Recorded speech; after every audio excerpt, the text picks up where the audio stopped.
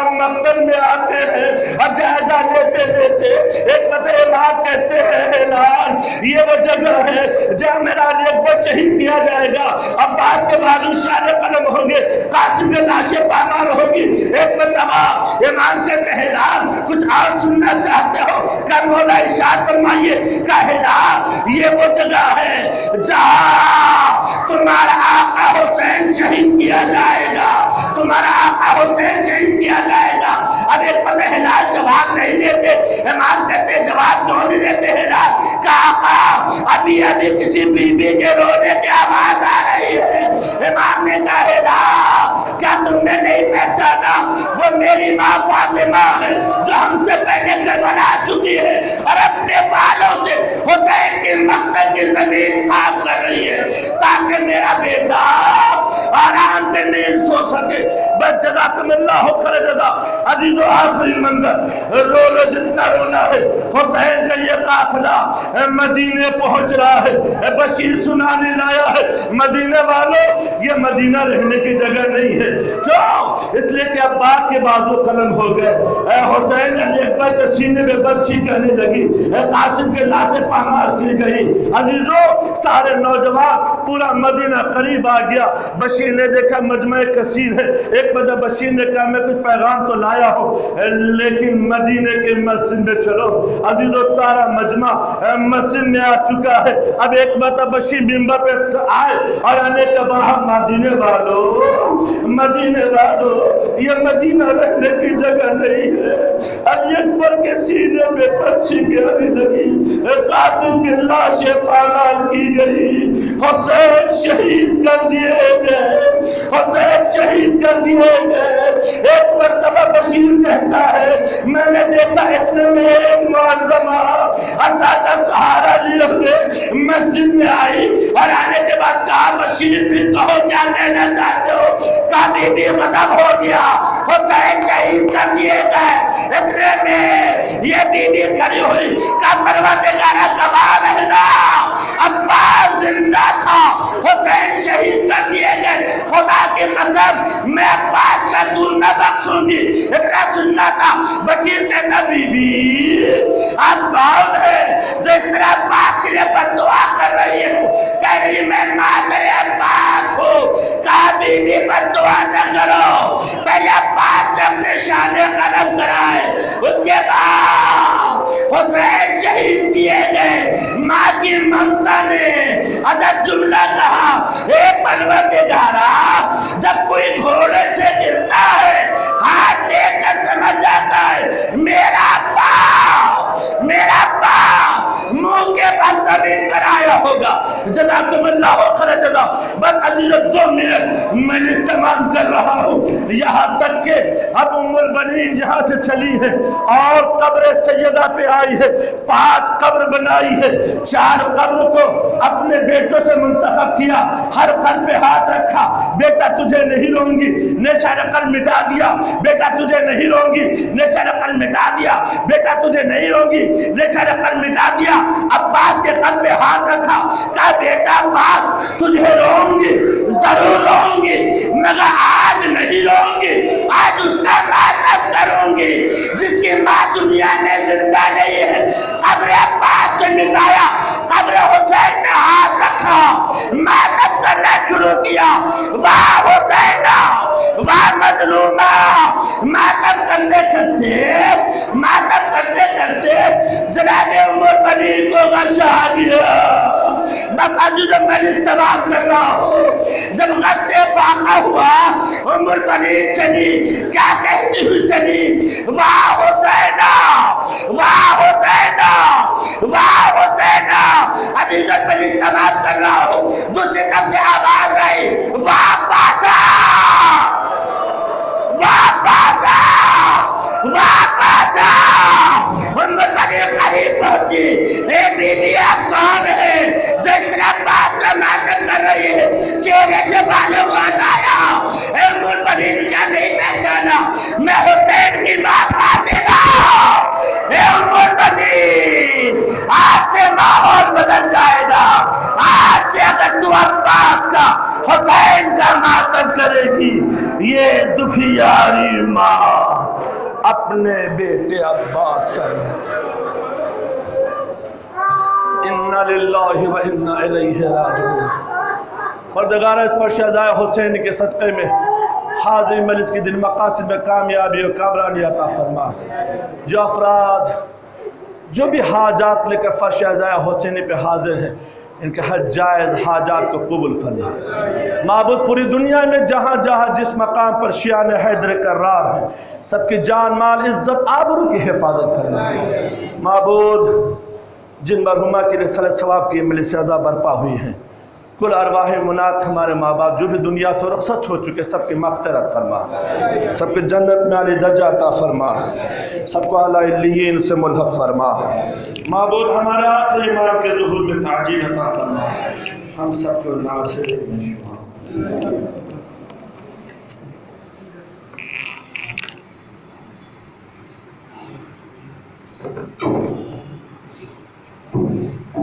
جیسا کہ آپ کے علم میں ہے کہ 2 مجلسیں ہوئی ہیں اور ہمارے مولانا کمال احمد صاحب تشریف لا چکے ہیں۔ یہ پہلی مجلس مولانا عطا حیدر صاحب جو خطاب فرما رہے تھے، ماشاءاللہ بہت ہی اچھے طریقے سے موت اور ماں کے حوالے سے گفتگو کی۔ ابھی تو میری والدہ کی بھی تمنا تھی کہ مولانا عطا حیدر صاحب میری مجلس پڑھیں، یقیناً ان کی روح بھی خوش ہو رہی ہوگی۔ بس 1 منٹ کے لیے آپ کے درمیان حائل ہوا ہوں اور پھر مولانا کمال حیدر صاحب برسر منبر ہوں گے۔ دیکھیے یقیناً مولانا کمال صاحب ہمارے وطن گئے مجلس پڑھنے کے لیے، انہوں نے بہت ہی اچھا جملہ کہا تھا کہ مولانا آپ کا ہی جملہ بیان کر رہا ہوں۔ انہوں نے کہا تھا ہمارے وطن میں کہ مجلسیں ضرور مرحومین کے لیے ہوتی ہیں، مجلسیں ضرور مرحومین کے لیے ہوتی ہیں، لیکن ان مجلسوں کے ذریعے زندوں کو جگایا جاتا ہے۔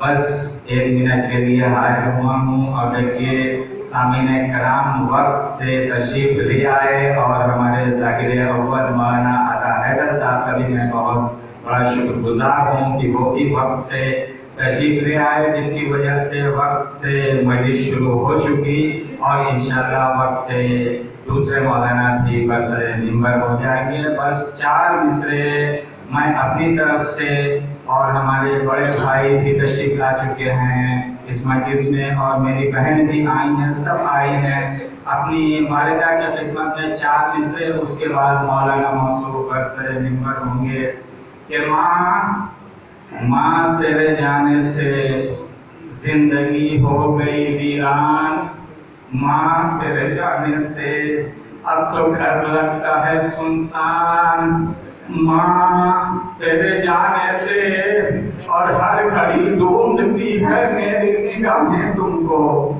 ہر گھڑی ڈھونڈتی ہے میری نگاہیں تم کو، یاد آتی ہے ہر ایک آن، ماں تیرے جانے سے، اور تو نے شبیر پہ رونا بھی سکھایا ہے مجھے، یاد کتنے کروں احسان، ماں تیرے جانے سے زندگی ہو گئی ویران، ماں تیرے جانے سے۔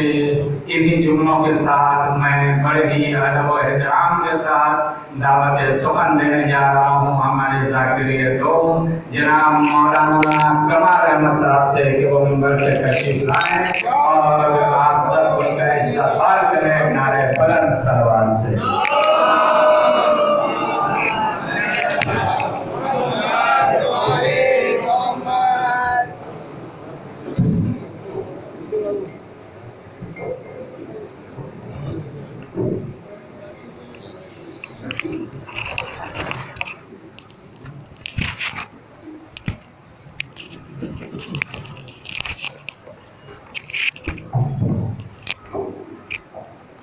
اللهم بارك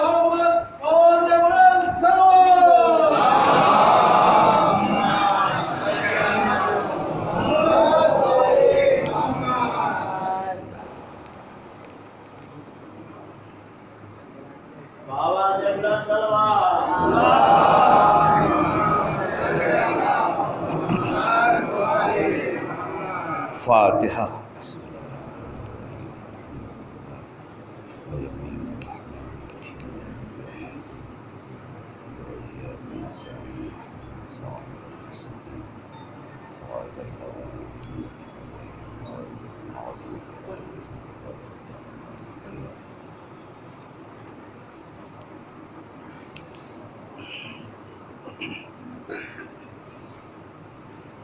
لا حول ولا قوة إلا بالله العلي العظيم۔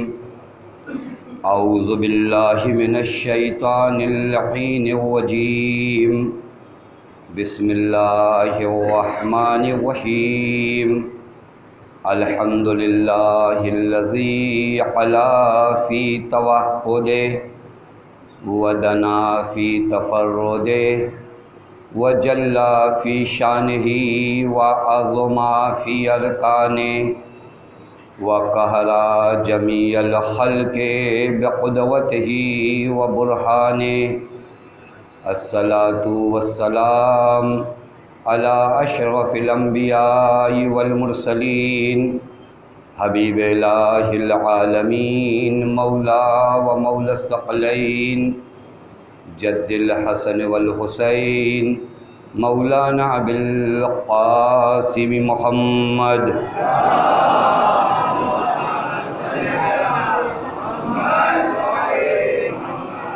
وعلى أهل بيته الطيبين الطاهرين المعصومين المظلومين المنتجبين لا سيما بقية الله في الأرضين واللعنة الدائمة الباقية العاجلة على أعدائهم ومنكري فضائلهم وغاصبي حقوقهم ومخربي شريعتهم أجمعين من الآن إلى يوم الدين، أما بعد، فقد قال الله الحكيم في محكم كتابه: بسم الله الرحمن الرحيم الذي خلق الموت والحياة ليبلوكم أيكم أحسن عملا۔ صلوات علی محمد وعلی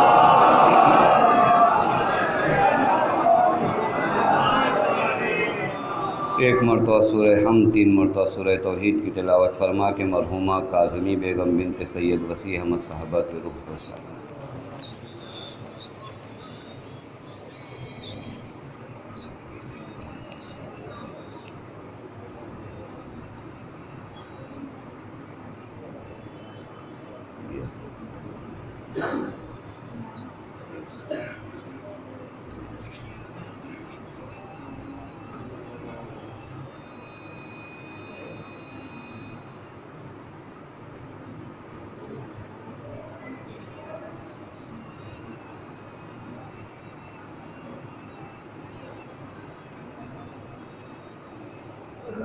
ایک صلوات پڑھیں محمد وعلی۔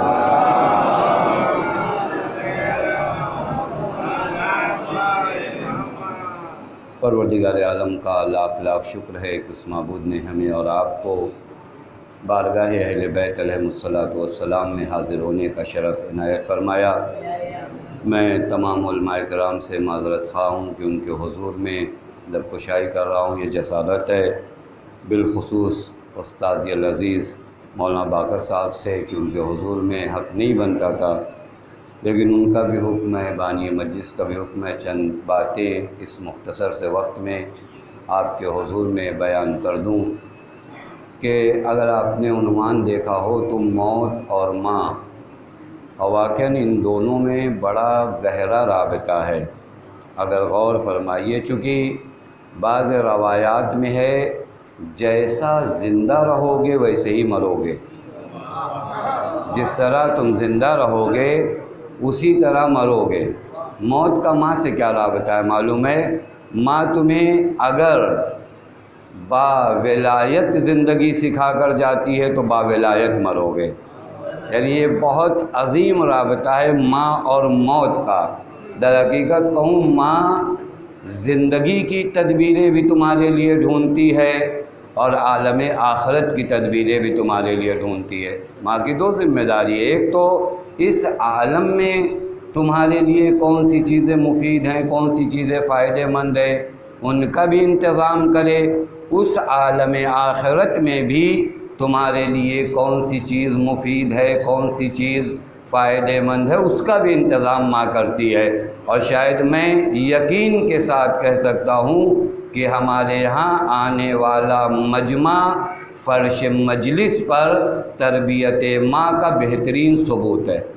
یہ پورا مجمع، کسی یونیورسٹی میں یہ مجمع نہیں گیا، کسی دانشگاہ میں یہ مجمع نہیں گیا، اس ماں نے اپنی انگلیوں میں ہماری انگلیوں کو پکڑا، ہر فرش مجلس پہ لاتی رہی۔ اس قدر اس ماں نے، میں آپ کی خدمت میں عرض کروں، ایک ہوتا ہے ہمارے ہاں ڈاکٹر بھی بتاتے ہیں کہ جب گھر بناؤ تو سورج کے سامنے گھر بناؤ۔ سورج کے سامنے گھر بنانے کا فائدہ کیا ہوتا ہے معلوم ہے؟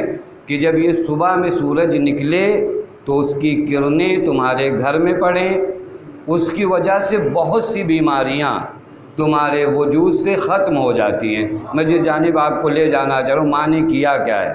جب گھر بناؤ تو سورج کے سامنے بناؤ تاکہ یہ سورج کی کرنیں پڑیں، وہ تمہارے وجود پر تمہیں کئی بیماریوں، تمہارے گھر کو، تمہارے جسم کو، آج ڈاکٹروں سے جا کر پوچھے کہ 10 بجے پہلے کا جو دھوپ اور کرن ہے وہ تمہیں نہ جانے کتنی وٹامن دیتی ہے۔ یعنی اگر سورج کے سامنے ہو تو وٹامن بھی آتا ہے، وائرس بھی دور ہوتا ہے۔ یہ عام سورج کی بات ہوئی، ماں نے ہمارے وجود کو فرش مجلس پہ بٹھا کر سورج امام کے سامنے کر دیا ہے۔ تو وہ جو فرما رہے ہیں، ماں نے اس فرش مجلس پہ کیا کیا؟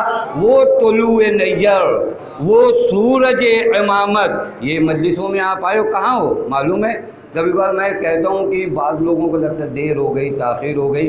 دیکھیں اس وقت جب آپ کو یقین کے ساتھ آپ کی خدمت میں کہہ رہا ہوں کہ اس وقت آپ کے وجود پر طلوع آفتاب ولایت کی کرنیں ہیں، چونکہ امام زمان اس جانب متوجہ ہیں جس جانب مجلس عزا ہوتی ہے، اور امام زمان کی وجود کی کرنیں اگر ہمارے وجود پر پڑ جائے تو مطلب سمجھتے ہو امام کون ہے؟ دعائے نطبہ میں پڑھتے ہو، اے میرے مولا آپ وہ ہیں الذی یتوجہ الاولیاء، یعنی اگر اولیاء کو خدا کی جانب متوجہ ہونا ہوتا ہے تو پہلے آپ کی جانب توجہ کرتے ہیں، تب خدا کی جانب متوجہ ہو پاتے ہیں۔ مطلب سمجھو مولا اس مجلس پر اگر توجہ کر دیں تو یعنی فخر عالم ہماری جانب متوجہ ہے۔ وہ نور آفتاب اگر تمہارے وجود میں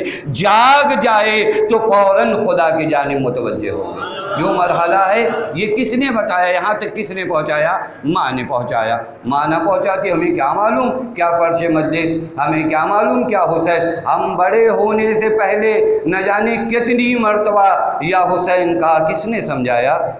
اس ماں نے سمجھایا۔ بس شاید اگر کوئی اور کہے، نہیں کہنا چاہیے کہ ہمارے ماں باپ نے ہمارے لیے کیا چھوڑا۔ یہ ہوتا ہے آج کل شکوہ ہے نا بچوں کا، کیا کیا، ہم اتنے دنوں سے یہاں رہتے ہیں، گھر بھی نہیں دیا اور کچھ بھی نہیں کیا۔ یہ شکوے تھوڑا سے بڑے ہوتے ہیں نا، یہ پیروں میں ہڈیوں میں ذرا سی طاقت آ جائے نا تو بڑی بڑی باتیں کرنے، ارے کیا کیا انہوں نے؟ معلوم ہے انہوں نے ایک کام یہ کیا کہ تمہیں فرش مجلس پر لے آئے۔ توجہ فرما رہے ہیں نہیں؟ ایک کام یہ کیا کہ فرش مجلس پر لائے، اور یہ جو جگہ ہے اس کے بارے میں آپ جانتے ہیں، امام حسین کو ایک سلام پڑھا جاتا ہے، السلام علیکہ یا باب نجات، سلام ہو آپ پر اے نجات کا دروازہ۔ یعنی ماں باپ نے سب سے بڑا کام یہ کیا کہ تمہیں باب نجات سے لا کر جوڑ دیا ہے۔ توجہ فرما رہے ہیں؟ لہٰذا یہ شکوے جو کبھی بچوں کے ہوتے ہیں، جوانوں کے، یہ بے جا کے شکوے ہیں۔ بہرکیف کیونکہ موضوع دو ہے اور باتیں بہت زیادہ ہیں، لیکن اس مختصر سے وقت میں جلدی چاہتا ہوں چند باتیں آپ کے حضور میں بیان کر دوں۔ سب سے پہلا مسئلہ موت کا ہے، اور واقعاً ایک اہم ٹاپک ہے، نہ ایک مجلس کا ٹاپک ہے بلکہ ہماری زندگی کا ٹاپک ہے۔ موت ہماری زندگی کا ایک ٹاپک ہونا چاہیے۔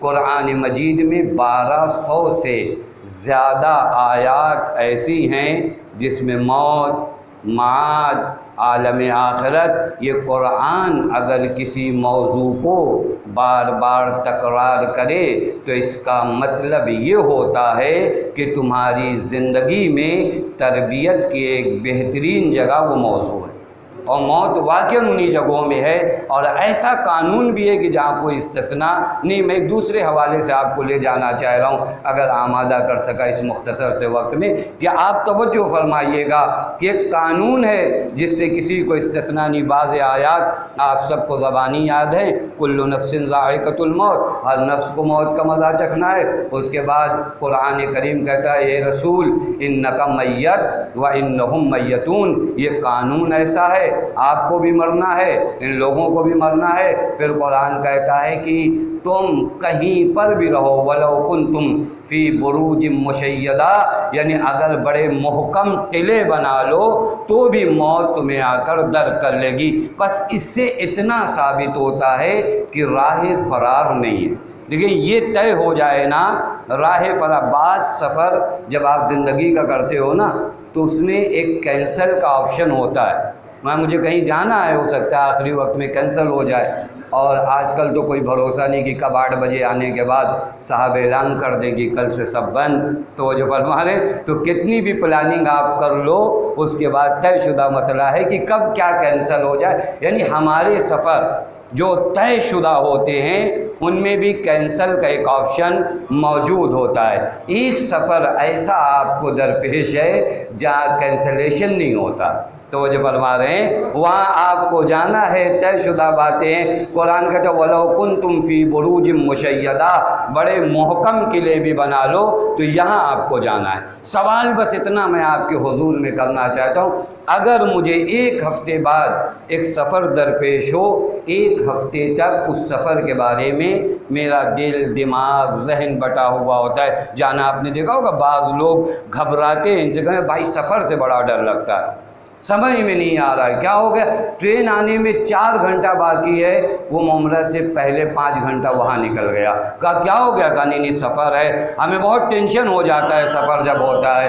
یہ سفر جس کا کینسل ہونے کا امکان ہو اس کے بارے میں اتنی فکر ہے، ایک سفر جس کے کینسل ہونے کا کوئی امکان نہیں، کوئی امکان نہیں، کوئی استثناء نہیں، جانا ہے تو جانا ہے۔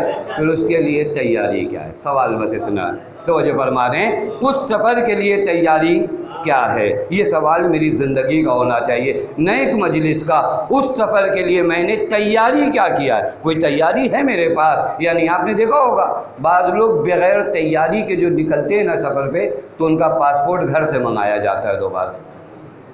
بغیر تیاری کے جو نکلتے ہیں پھر بہت اہم ڈاکومنٹس، بہت اہم کاغذات بھول گئے۔ لیکن ہمارے یہاں بزرگ پہلے کیا کرتے تھے، ہفتوں پہلے تیار ہوتے تھے، وہ نہایت مطمئن سفر کرتے تھے۔ آج جوانوں میں یہ ہوا ارے نہیں ہوا، دیکھا جائے گا کیا ہوا، پتہ چلے ایئرپورٹ پہ کیا بھولے آپ، پاسپورٹ بھول گئے۔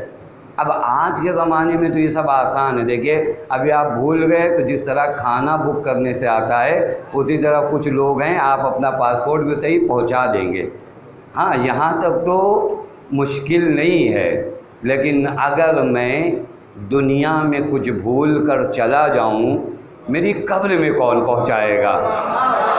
تو جو فرما رہے ہیں نہیں، یہاں کبھی کوئی ایپ بنایا ہے آپ نے یا نہیں؟ تو جو فرما رہے ہیں یہاں کبھی کوئی ایپ ہے یا نہیں کوئی ڈلیوری کرے؟ فاتحہ پڑھنے نہیں آتے لوگ، تو جو فرما رہے ہیں فاتحہ بمشکل آتے ہیں، پھر ان سے کہیے کہ وہ ان کی قبر میں پہنچانا ہے۔ کہاں کس مرحلے میں واقعاً ہم ہیں، کس غفلت میں ہیں۔ میں نے دیکھا واقعاً روایات میں ایک اہم ٹاپک، ہمارے علماء تشریف فرمائے، میرے استاد محترم تشریف فرمائے، ایک اہم ٹاپک آمادگی موت ہے۔ آپ دیکھ لیجیے روایات بھری پڑی ہے۔ میں نے ایک روایت دیکھا جناب جنادہ امام حسن مجتبیٰ علیہ السلام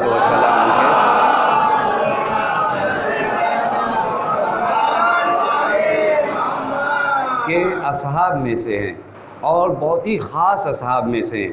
روایت میں ملتا ہے کہ جب مولا کو زہر دیا جا چکا، جگر کے ٹکڑے تشت میں تھے، اس وقت جنادہ مولا کی خدمت میں پہنچے۔ یہ منظر اس وجہ سے عرض کر رہا ہوں تاکہ آپ کو اس موضوع کی اہمیت کا اندازہ ہو۔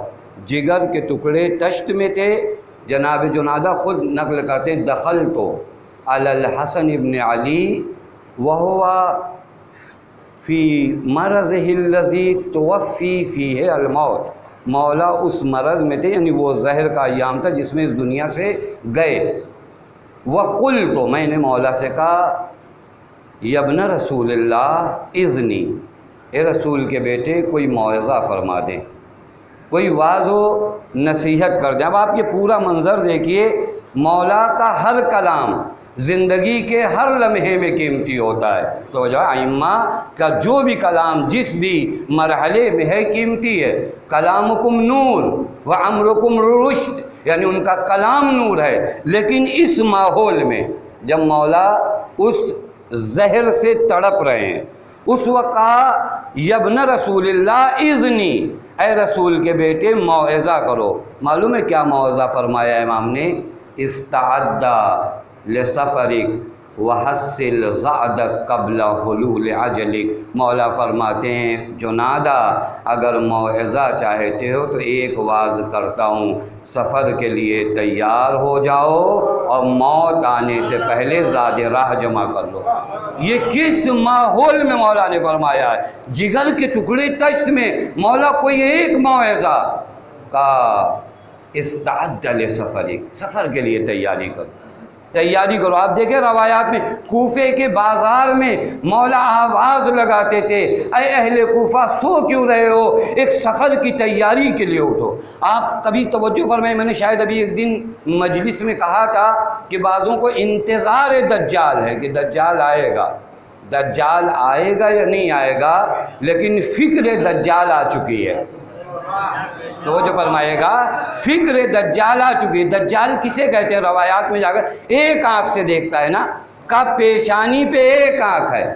मरहूम शहीद सदर रिज़वानुल्लाह ताला अलैहि ने बड़ी हसीन ताबीर की, का ये एक आँख का मतलब, एक मतलब हो सकता है कि पेशानी पे एक आँख हो, लेकिन इस एक आँख का एक मतलब ये होता है कि दज्जाली फ़िक्र में फ़कत दुनिया होगी, आखिरत नहीं होगी।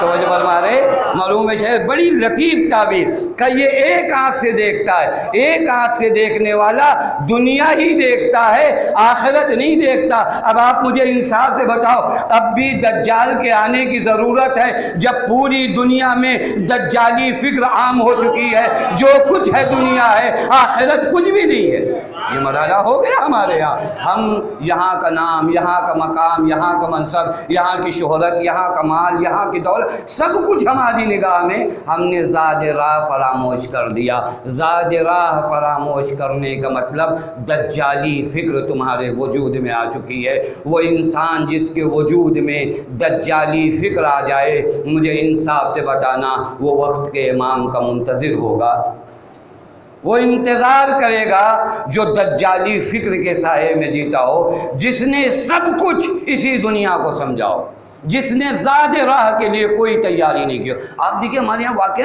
रवायात इतनी ज़्यादा हैं, अप्लाई नहीं है, चूँकि 2 महीना 8 दिन तक हमने आज़ादारी सैयदुश्शोहदा किया। और कभी कभार वाक़ई नहीं कहना चाहिए कि कभी हम अपनी कौम को देखिए, मैंने कई मरतबा कहा, बीमार को ये बताओ कि ठीक हो जाओगे, बीमार को ये मत बताओ कि बीमार नहीं हो, ये बताओ उसे बीमार हो, ये बताओ। ना उम्मीद मत करो, ना उम्मीद करना शैतान का काम है, इंसानों का काम नहीं है, वो शैतान का काम है। उम्मीद दिलाओ, लेकिन रजा भी होना, खौफ भी होना चाहिए ना। नहीं जो कुछ करो, किसने तुमसे, किसकी हिम्मत है, आप गुंडा बन के जाओगे कब्र में कि किससे, किसकी हिम्मत है आपसे कोई सवाल कर ले। मासूम फरमाते तैयार होकर आओ, हमारे मौलाना और शोरा कहते नहीं तैयारी की ज़रूरत नहीं है। अब किसकी बात मान रहे हो आप? तो ये फरमाने मासूम फरमाए तैयार होकर आओ, बरज़ख के लिए तैयार होकर आओ।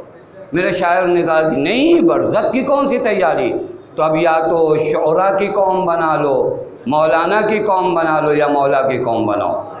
तो वो जो फरमा रहे हैं यानी आप फॉलो किसको करते हो, मौलाना को फॉलो करते हो या मौला को फॉलो करते हो? मौला फरमाते तैयार होकर आओ। ये जुमला मैंने कहा ना, जुनादा से आखिरी वक्त में मौला ने कहा। अच्छा मौला को नहीं पता था کہ لوگ تیار ہیں، کہا استعد لسفری، اپنے سفر کے لیے تیاری کرو، وحصل زادک قبل حلول اجلک، زاد راہ آمادہ کرو قبل اس کے کہ موت آ جائے، کیونکہ موت بتا کے تو نہیں آتی ہے، بغتتاً آتی ہے۔ بازوں نے 2 سیڑھیاں چڑھی، تیسری سیڑھی پر گھر تک نہیں پہنچ پائے، توجہ فرما رہے ہیں، تیسری سیڑھی پہ گھر تک نہیں پہنچ پائے، ہم اطمینان سے بیٹھے، اسے اطمینان نہیں کہتے، اسی کو غفلت کہتے ہیں۔ اب ہماری قوم نے لغت بدلنا شروع کر دی ہے تو ہم کیا کریں، غفلت کو اطمینان کا نام دینا شروع کر دیا ہے، غیر ذمہ داری کو ولایت کا نام دینا۔ لغت آپ بدلے تو کیا ہوتا ہے، توجہ فرمائیں،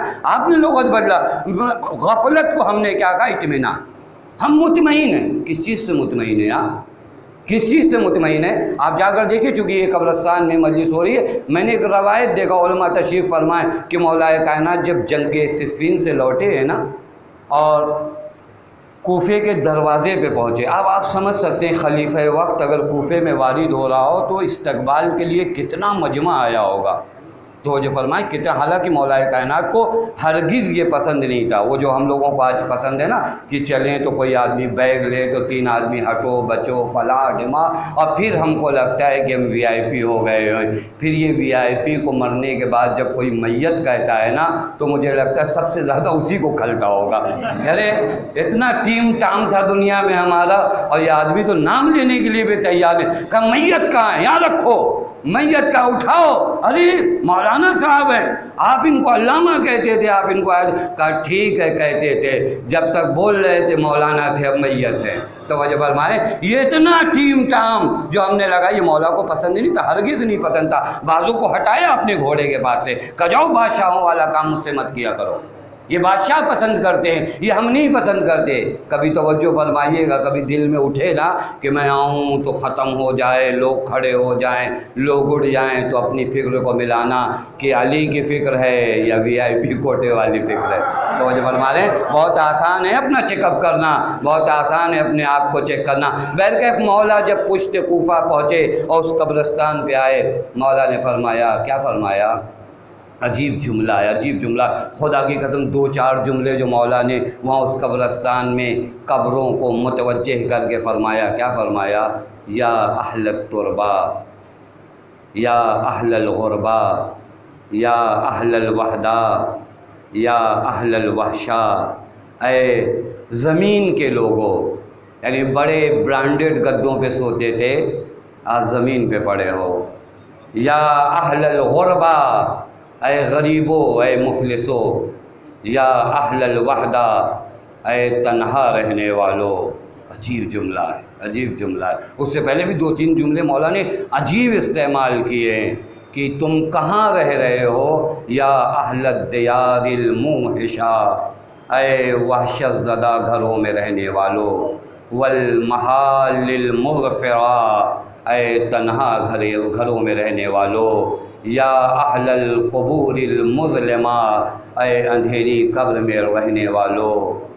پھر مولا فرماتے ہیں، عجیب جملہ ہے، عجیب جملہ ہے، مولا فرماتے ہیں، انتم لنا فرت سابق ونحن لکم، تم پہلے پہنچ گئے وہاں، ونحن لکم لاحق، ہم بھی آنے والے ہیں۔ دیکھیے کتنا، کہاں پر آپ کبھی توجہ فرمائیں، بعض جگہوں پر موت اگر یاد کرے نا تو آدمی میں غرور نہیں آتا۔ یہ ایک میسج یہ بھی ہے، مولا جب وارد ہو رہے ہیں، کہاں وارد ہو رہے ہیں، خلیفہ وقت، اپنی زبان میں کہیے بادشاہ وقت، دار الخلافہ میں آنا چاہ رہا ہے، لوگ استقبال کو آ رہے ہیں، حضرت نے وہیں قبروں کو متوجہ کرایا۔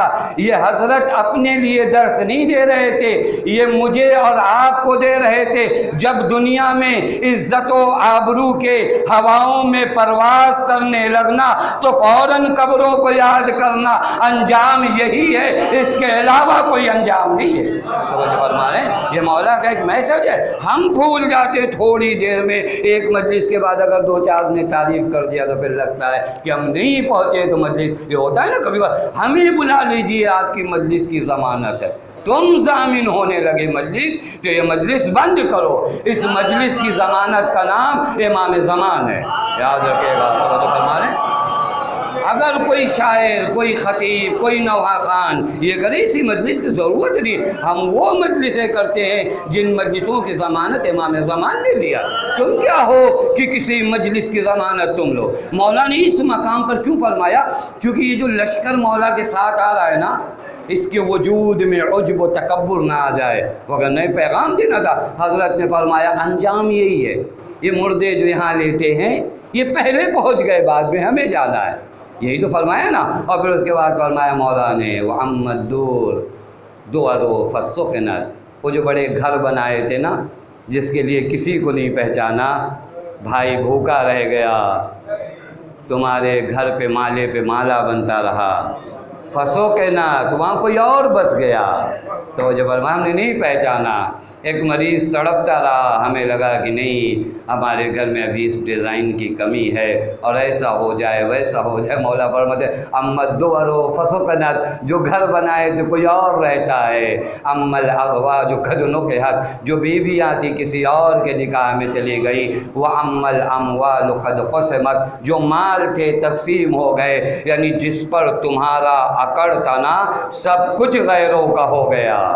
تو جب ہمارے جس پہ اتراتے تھے اب تمہارے پاس کیا ہے۔ اس کے بعد حضرت نے اصحاب کی جانب مخاطب ہو کر کہا کہ اگر انہیں اجازت مل جائے، الا اخبرکم، تو یہ تمہیں باخبر کریں گے، انا خیر الزاد التقوی، بہترین تو راہ جو قبر میں کام آتا ہے وہ تقوی ہے، بہترین زاد راہ جو قبر میں کام آئے وہ تقوی ہے۔ کتنا انتظام کیا میرے دوستو عزیزو، کتنا انتظام کیا، خدا کے لیے آپ بتائیے انتظام ہوا یا نہیں ہوا؟ نہیں ہوا تو کس کی گارنٹی ہے؟ کس نے اللہ میاں سے اگریمنٹ لکھوایا ہے کہ نہیں میں تو 70 سال جیوں گا، میں 80 سال؟ جوانوں کی موت نہیں دیکھا آپ نے، بچوں کو اس دنیا سے جاتے ہوئے نہیں دیکھا، ادھیڑ عمر والوں کو اس دنیا سے کس نے کہا کہ کس کی موت، کسی کو نہیں معلوم۔ تو خیر الزاد التقوی کی جانب ہم آئے ہیں یا نہیں آئے؟ کتنا سامان جمع کیا ہے، یہ جہاں نہیں رہنا ہے، عجیب ہے، جہاں نہیں رہنا ہے۔ صفی کسے کہتے معلوم ہے؟ علماء تشریف فرمائے جو تعریف شہید ثانی نے صفی کی کیا ہے، کا صفی بیوقوف اسے کہتے ہیں جو مہنگا مال جو ہے، یعنی سستا مال مہنگے میں لائے اور اپنا مہنگا مال سستے میں بیچ دے۔ وہ کتاب الرہن میں ایک تعریف کیا ہے صفی کی کہ کیا کرتا ہے، مطلب ہو سکتا ہے 5000 کا اس کا سامان ہو، 2000 میں بیچ کر آ جائے، اور 2000 کا سامان 5000 میں خرید لائے، اس کو کہتے ہیں صفی بیوقوف۔ توجہ فرما رہے ہیں، اب ہم سے بڑا صفی کون ہوگا جو فانی دنیا کے لیے اپنا سرمایہ آخرت بیچ دیتی ہے؟ تو یہی تو ہے نا، تجارت کسے کہتے ہیں؟ اس سے بڑا صفی مجھے انسان بتاؤ جس نے اس سرمایہ حیات کو بیچا ہو اس دنیا فانی کے لیے۔ مولا فرماتے ہیں اگر تجارت کرنا چاہتے ہو تو یاد رکھنا تمہاری سب سے کم قیمت جنت ہے، سب سے کم، یعنی اگر کہوں نا بازار میں مندی ہونا، اگر بازار میں مندی ہو تب بھی انسان کی قیمت جنت ہے، لیکن جس بازار میں تمہیں خود کو فروخت کرنا ہے اس بازار میں مندی نہیں ہوتی، اس بازار میں رحمت و فضل ہوتا ہے، تمہارا کم مال زیادہ قیمتوں میں خریدا جاتا ہے۔ وہاں کی تجارت نہیں ہے، وہاں کبھی مندی آتی ہی نہیں، وہاں پر تو فضل خدا ہے، رحمت خدا ہے، ہم نے وہ نہیں کیا۔ خیر الزاد التقوی۔ ایک شخص آیا پیغمبر سے، اس نے کہا یا رسول اللہ اتمنى الموت، کیا میں موت کی تمنا کروں؟ اچھا سوال ہے، کبھی بار ہمارے لوگ تھوڑا سے بیمار ہوتے ہیں، موت آ جائے، موت آ جائے، بڑا اچھا انتظام کر رکھا ہے وہاں، ریلیکس ہو جائیں گے آپ وہاں پہنچ کے، وہاں کے حالات کیسے ہوں گے؟ موت آ جائے یعنی سب ختم ہو جائے گا؟ نہیں، کچھ نہیں ختم ہوگا۔ تو جو فرما رہے ہیں उसने कहा रसूल अल्लाह इसने शिकवे की बुनियाद पे नहीं किया था, ये वाक़ई पैगंबर से पूछना चाहता था आया मैं मौत की तमन्ना कर सकता हूँ। पैगंबर ने फरमाया कि ये मौत तो तयशुदा है ना, सब कुछ सबको आनी है, ये तयशुदा मसला है, लेकिन सवाल ये है कि मरने से पहले तुमने इंतज़ाम क्या किया है, इंतज़ाम किया है नहीं किया। उसके बाद पैगंबर ने 40 हदिये गिनवाए कि मौत से पहले ये 40 तोहफ़े आते हो, सफ़र से जब जाते हो तो लोगों के लिए गिफ्ट लेकर जाते हो, खूब इस दुनिया के सफ़र से जब आलम आखिरत को जाओ तो 40 हदिये ले जाने पड़ेंगे। 4 हदिये जो है वो मलकुल मौत के लिए ले जाना पड़ेगा। हम तो मलकुल मौत का नाम नहीं सुनना चाहते, ऐसा बिगाड़ा है मलकुल मौत का चेहरा, खुदा की कसम। ये मलकुल मौत कोई लईम थोड़ी नहीं है, कोई शकी थोड़ी नहीं है। बाज़ रवायात में है कि अगर तुम इताअत खुदा में विलायत अहले बैत में इस दुनिया से मरते हो तो मलकुल मौत से सामना ऐसा होता है जैसे एक शफीक बाप का अपने बेटे के सामना होता है। बड़ा हसीन चेहरा है मलकुल मौत का, हमने बिगाड़ रखा है मलकुल मौत का चेहरा। नाम आ जाए किसी को अगर बुरा भी कहा मलकुल मौत हो गए तो मुझे भाई ये चेहरा मलाइका का हमने कभी कभार ख़राब किया, नहीं करना चाहिए। पैगंबर फरमाते मलकुल मौत उस मौजूद का नाम है कि जिसके लिए 4 हदिये लेकर जाओ। उनमें से एक हदिया क्या मालूम है? रज़ाउल खसमा वल क़वाउल फ़वाइद व शौक़ इलल्लाह व तमन्ना लिल मौत। ये 4 हदिये जो आपको मलकुल मौत की खिदमत में ले जाना है। एक क्या है? रज़ाउल खसमा। यहीं से मैं धीरे धीरे आ जाऊँ माँ की जानिब, 1-2 मिनट पढ़ूँगा, बहुत ज़्यादा नहीं। कि रज़ाउल खसमा, वो जो तुम्हारे साहिब हक़ हैं, खसमा का तर्जुमा मैं साहिब हक़ करूँ, वो जो साहिब हक़ हैं उनको राज़ी करो। बहुत से लोग साहिब हक़ हैं ना, उनको राज़ी करना बहुत ज़रूरी। उस्ताद साहिब हक़ है, पड़ोसी साहिब हक़ है, भाई साहिब हक़ है, बाप साहिब हक़ है, माँ साहिब हक़ है। इन्हें राज़ी किया या नहीं किया? हम तो अगर किसी से झगड़ा हो जाए तो उसका उधार नहीं वापस करते, कहते ले के बताएं। अब कहाँ ये माशरा?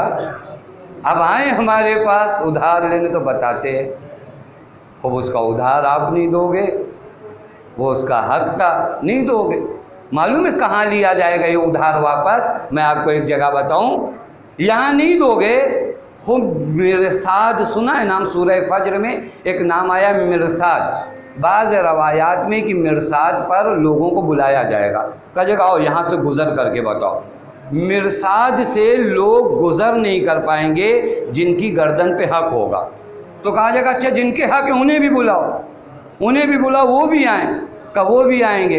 देखो दुनिया में आदमी को राज़ी करना बड़ा आसान है, और आसान करूँ आप जहाँ जिस मिसाल को समझते हैं, मेरा बिज़नेस में बड़ा अच्छा फ़ायदा हुआ है ना, आपको यार वो 5 रुपया जो हमारा था माफ़ कर देना, तो मैं कहूँगा ठीक है जाओ।